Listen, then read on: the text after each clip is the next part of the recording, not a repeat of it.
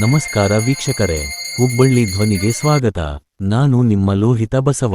ಆರ್ಯವೈಶ್ಯ ಸಮಾಜದ ಪ್ರಸಿದ್ಧ ಹಾಗೂ ಪುರಾತನ ದೇವಸ್ಥಾನವಾಗಿರುವ ಹುಬ್ಬಳ್ಳಿಯ ಶ್ರೀನಗರೇಶ್ವರ ದೇವಸ್ಥಾನದಲ್ಲಿ ವಾಸವಿ ದೀಕ್ಷಾ ಕಾರ್ಯಕ್ರಮವು ಅತ್ಯಂತ ಭಕ್ತಿ ಭಾವದಿಂದ ನೂರಾರು ಭಕ್ತಾದಿಗಳ ಸಮ್ಮುಖದಲ್ಲಿ ನಡೆಯಿತು.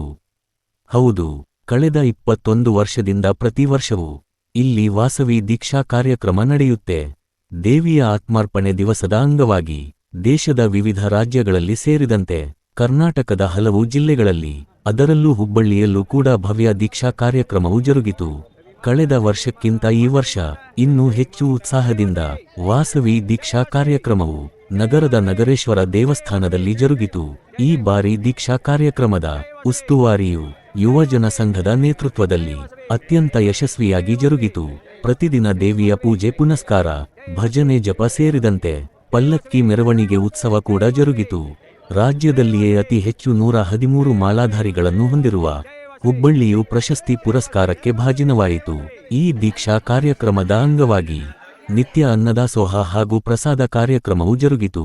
ಈ ಸಂದರ್ಭದಲ್ಲಿ ಪೂರ್ಣಚಂದ್ರ ಘಂಟಸಾಲ, ಗುರುರಾಜ ಸವನೂರ, ಪವನ ಶಿರೋಳ್, ರವಿರಾಜ್ ಪೋಳ, ಸುನೀತಾ ಚಾವಕುಂಡಿ, ಪದ್ಮಾವತಿ ಚಿಗಳಂಪಲ್ಲಿ ಸೇರಿದಂತೆ ಹಲವಾರು ಉಪಸ್ಥಿತರಿದ್ದರು. ಬನ್ನಿ ಇದರ ಬಗ್ಗೆ ಒಂದು ವಿಶೇಷ ವರದಿ ಇದೆ, ನೋಡೋಣ. ಜೈ ವಾಸವಿ, ಜೈ ಜೈ ವಾಸವಿ. ಈ ಒಂದು ವಾಸವಿ ದೀಕ್ಷಾ ಕಾರ್ಯಕ್ರಮ ಅಂತ ಕರ್ನಾಟಕ, ಆಂಧ್ರ ಎಲ್ಲಾ ಕಡೆ ನಡೆಯುತ್ತೆ. ಇದು ವಾಸವಿ ನಮ್ಮ ಕುಲದೇವಿ ವಿಶ್ವರೂಪಿಣಿ ದರ್ಶನ ಆಗ್ತದೆ. ಕೃಷ್ಣ ಜಗತ್ತಿನಲ್ಲಿ ಕೃಷ್ಣ ಬಿಟ್ರೆ ವಾಸವಿ ತಾಯಿನೇ ವಿಶ್ವರೂಪಿಣಿ ತೋರಿಸಿದ್ದು. ಆ ಒಂದು ತಾಯಿ ಆತ್ಮಾರ್ಪಣೆ ಮಾಡ್ಕೊಂಡಿದ್ದ ದಿವಸ ಅದರದ ಅಂಗವಾಗಿ ನಾವು ದೀಕ್ಷಾ ಮಾಡ್ತೀವಿ. ಈ ದೀಕ್ಷಾಗೆ 41 ದಿವಸ ತಗೊಳ್ತಾರೆ, ಮಂಡಲ ತಗೊಳ್ತಾರೆ. ಇಲ್ಲಿ ಜಾಸ್ತಿ ಹೆಚ್ಚಿನ ಜನ 5 ದಿನ ದೀಕ್ಷಾ ತಗೊಂಡಿದೀವಿ. ಇಲ್ಲಿ ದೀಕ್ಷಾರ್ಥಿಗಳು 113 ಜನ ದೀಕ್ಷಾ ತಗೊಂಡಿದ್ದೀವಿ. ಕರ್ನಾಟಕದಲ್ಲಿ ಅತಿ ಹೆಚ್ಚು ಸಂಖ್ಯೆ ಹುಬ್ಬಳ್ಳಿಯಲ್ಲಿ ದೀಕ್ಷಾ ತಗೊಂಡಿದ್ದವರಿದ್ದೀವಿ. ಈ ದೀಕ್ಷಾ ಕಾರ್ಯಕ್ರಮಕ್ಕೆ ಬೆಳಿಗ್ಗೆ 6 ಗಂಟೆಯಿಂದ ಸುಮಾರು 2 ತಾಸು ಅನುಷ್ಠಾನ ಎಲ್ಲ ನಡೆಯುತ್ತೆ, ಪೂಜಾ ಭಜನ್ಸು. ಮತ್ತು ಸಾಯಂಕಾಲ 6 ಗಂಟೆಯಿಂದ 9-9:30 ಮಟ್ಟ 3.5 ತಾಸು ಕಾಲ ಪೂಜೆ ನಡೆಯುತ್ತೆ.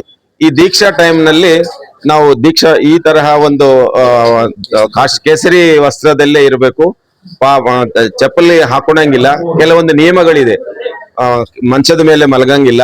ಈ ತರಹ ನಿಯಮಗಳೆಲ್ಲ ಪಾಲನೆ ಮಾಡ್ತಾ ಸಮಯಕ್ಕೆ ಸರಿಯಾಗಿ ನಮ್ಮ ಪೂಜಾ ಸಮಯ ಪಾಲನ, ನಿಯಮ ಪಾಲನ ಇವೆರಡು ಬಹಳ ಇಂಪಾರ್ಟೆಂಟ್ ಇರುತ್ತೆ ಈ ದೀಕ್ಷಾದಲ್ಲಿ. ಈ ಸಲ ಒಂದು ಪವನ್ ಶಿರೋಳ್ ಅವರ ಅಧ್ಯಕ್ಷದ ಯುವಜನ ಸಂಘ ಅಧ್ಯಕ್ಷರಾಗಿದ್ದ ಮೇಲೆ ಅತಿ ವಿಜೃಂಭಣೆಯಿಂದ ಈ ಕಾರ್ಯಕ್ರಮ ನಡೆಯಿತು. ಹೋದ ವರ್ಷದಿಂದನೂ ಕಾರ್ಯಕ್ರಮ ಚೆನ್ನಾಗಾಯ್ತು. ಈ ಸಲ 5 ದಿನ ವಿಶೇಷ ಅಲಂಕಾರ, ವಿಶೇಷ ಪೂಜೆ, ವಿಶೇಷ ಪ್ರಸಾದ ವ್ಯವಸ್ಥೆ ಎಲ್ಲಾನು ಅಚ್ಚುಕಟ್ಟಾಗಿ ಮಾಡಿದ್ದರಿಂದ ಸಮಾಜ ಬಾಂಧವರು ತುಂಬಾ ಸಾಥ್ ಕೊಟ್ಟಿದ್ದಾರೆ. ಇದು ನಿನ್ನೆ ಗದಗ್ನಲ್ಲಿ ಕರ್ನಾಟಕ ಸ್ಟೇಟ್ ದೇ ಒಂದು ಮಾಲಾಧಾರಿಗಳದ ಒಂದು ಸಮಾವೇಶನೂ ಆಗಿತ್ತು. ಹುಬ್ಬಳ್ಳಿಯಿಂದ ಸುಮಾರು 50 ಜನ ನಾವು ಹೋಗಿ ಬಂದಿದ್ವಿ. ಅಲ್ಲಿ ಕಾರ್ಯಕ್ರಮಕ್ಕೂ ನಮ್ಮ ಹುಬ್ಬಳ್ಳಿ ಬಗ್ಗೆ ಅವರು ತುಂಬಾ ಶ್ಲಾಘನೆ ಮಾಡಿದ್ದಾರೆ. ಅಂದ್ರೆ ಏನು ಒಂದು ಮಾರ್ಗಸೂಚಿ ಕೊಟ್ಟಿರ್ತಾರೆ, ಆ ಮಾರ್ಗಸೂಚಿ 100ಕ್ಕೆ 100% ನಾವು ಇಲ್ಲಿ ಪಾಲನೆ ಮಾಡ್ತಾ ಇದೀವಿ. ಯಾವ ತರಹ ಅನುಷ್ಠಾನ ಮಾಡ್ಬೇಕನ್ನೋದ್ರ ಬಗ್ಗೆ ಅವ್ರೇನು ಮಾಹಿತಿ ಕೊಟ್ಟಿರ್ತಾರೆ ಅದರದ್ದು ಸಂಪೂರ್ಣವಾಗಿ ಅದ ಅನುಷ್ಠಾನ ಮಾಡಿದೀವಿ. ಆ ತಾಯಿ ನಮ್ಮ ಎಲ್ಲಾ ಬೇಡಿಕೆಗಳು, ನಮ್ದು ಒಂದು ಸಮಾಜಕ್ಕೆ ಉದ್ಧಾರ ಆಗ್ಲಿ, ಒಳ್ಳೆ ಸಮಾಜ, ಇಡೀ ಮನುಕುಲನು ಉದ್ಧಾರ ಆಗ್ಲಿ ಅಂತ ಈ ಒಂದು ದೀಕ್ಷಾ ಕಾರ್ಯಕ್ರಮ ನಡೆಯುತ್ತೆ. ಪೂರ್ಣಚಂದ್ರ ಘಂಟಸಾಲ, ಆರ್ಯವೈಶ್ಯ ಸಮಾಜ ಅಧ್ಯಕ್ಷರು. ತಮ್ಮ ಒಂದು ನೇತೃತ್ವದಲ್ಲಿ ಈ ಕಾರ್ಯಕ್ರಮ ವಿಜೃಂಭಣೆಯಿಂದ ನಡೀತಾ ಇದೆ. ಇದ್ರ ಬಗ್ಗೆ ತಾವೇನು ಹೇಳಕ್ಕೆ ಇಷ್ಟಪಡ್ತೀರಾ? ಈ ಸಲ ಏನಿದೆಲ್ಲ ನಾವು 5 ದಿವಸನೂ ಅಲಂಕಾರ ವಿಶೇಷ ಅಲಂಕಾರ ಮಾಡಿದೀವಿ. ಅದಕ್ಕೆ ನಮ್ಗೆ ಸಮಾಜ ಬಾಂಧವರು ತುಂಬಾ ಸಹಾಯ ಮಾಡಿದ್ದಾರೆ. ಧನ ರೂಪ ಆಯ್ತು, ತನು ಮನ ಧನ ಅಂತಾರಲ್ಲ, ಅವ್ರು ಎಲ್ಲಾ ರೀತಿನೂ ಸಹಾಯ ಮಾಡಿದ್ದಾರೆ.